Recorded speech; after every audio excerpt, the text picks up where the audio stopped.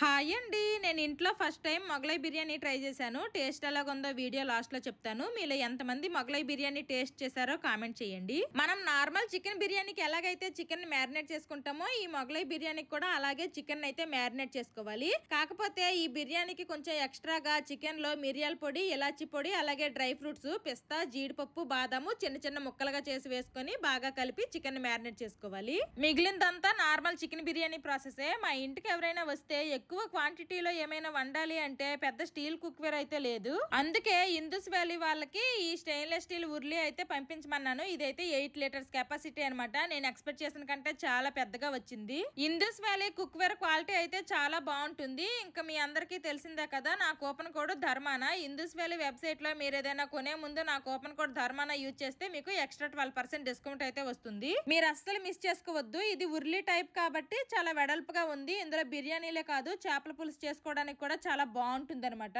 మొగలై బిర్యానీ దమ్ అయిపోయిన తర్వాత ఇంకా స్టవ్ ఆఫ్ చేసేసి కాసేపు అలానే వదిలేసాను. ఆ తర్వాత మొత్తం కలిపి ఇంక నేనైతే టేస్ట్ చేశాను. టేస్ట్ అయితే ఓకే, బానే ఉంది. కానీ మొగలై బిర్యానీ అంటే నేను ఒక డిఫరెంట్ టేస్ట్ అయితే ఎక్స్పెక్ట్ చేశాను. నేను ఎక్స్పెక్ట్ చేసినంత టేస్ట్ ఏమీ లేదు.